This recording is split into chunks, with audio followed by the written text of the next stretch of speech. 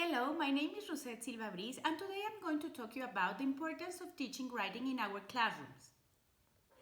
In the absence of a well-established, widely recognized model of writing, teachers tend to have very varying ideas about the role of writing in the classroom. Marriott and McLaren noted that the following reasons for teaching and developing writing skills were: a reasonable level of proficiency in language implies oral and written communication. Written practice reinforces oral proficiency. In real life, students will need some proficiency in writing. Through writing, we are able to discover and articulate ideas in ways that only writing makes it possible. The types of writing are personal, public, creative, social, study writing, and institutional one. Writing is good for the later stages of polishing and refining the concept. So, writing is per excellence a thinking process, according to John Clegg. Paralinguistic features of spoken discourse are absent in written discourse. So, when we write, we have to compensate for that lack of contextual elements and use of others. Then, we're going to mention some of observations made by R that exist in writing. That is permanence, explicitness, density, detachment, organization, slowness of production, speed of reception, standard language, a learned skill, and sheer amount and importance. Speech is more important for survival and effective functioning in society than writing is. But according to Port, it is linked writing with heightened awareness and personal consciousness rising. So teaching writing in the classroom setting would seem to underpin much of what has been discovered about the brain in the last decade. Feedback in this case is an important issue in the teaching of writing, because in relation to technological advances, it is more important writing than speaking.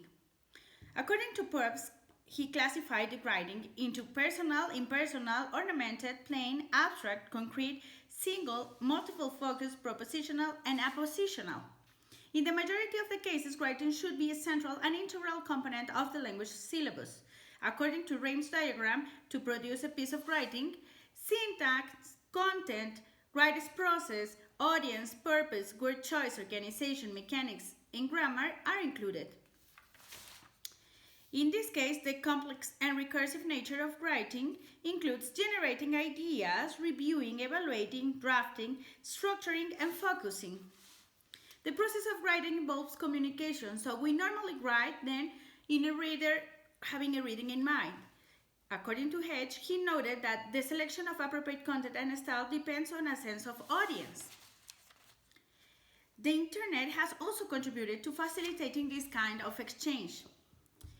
Remember that feedback is important because errors can have a positive connotation, and our connection should be reflecting the correct things about the importance of written work. So we might correct mistakes that only affect meaning. McDonough and Shaw separated the feedback process in writing into summative and formative.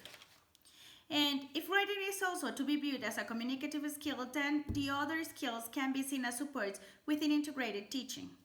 So as a conclusion, I can say that the skill of writing should form a central part of the English language teaching programs. Writing to a process-centered approach, audience as another crucial component, and feedback should be available at all stages of writing, and classrooms should reflect the dynamic and interactive qualities of the writing process, which are often found in the real world. Now I'm going to tell you how to prepare a 1-hour class of writing for teenagers of 16 years old in B2 level of English. First, we have to go into the salutation and the topic presentation, that is, writing essays. This would take us 2 minutes. Then we go to activity number 1, that is, answer the next question individually in your notebook, that is, what is an essay? This would take us 5 minutes. Then we go to activity number 2, where the teacher collects all the ideas of the students and the whole group builds a definition. Everything is written in the whiteboard for the students to see it and copy it. It would take us 10 minutes. Then we go to activity number 3, where the teacher explains the theory to students and shows them a practical example projecting it in the screen. to point precisely all the steps of writing an essay. Teacher remarks the importance of the audience that is going to read the essay. She points the tips for writing and makes the students to identify them in the projected example. Then the teacher asks for doubts and clarify them. And the last activity is the teacher asks the students to make notes in their notebooks about the topic. So this would be the theory, right? We're going to teach the tips of writing, and then we're going to point at them in a practical example that is going to be projected. Then this would take us 15 minutes. Then we go to activity number 4. The teacher assigns numbers from 1 to 3 to each student. Then she gives them a writing sheet where they are going to be able to write an essay, answering a question according to the assigned number. This would take them 25 minutes, and this would be the writing worksheet. And these are the questions that they are going to answer according to the number assigned. Number 1, is the internet bad for young people?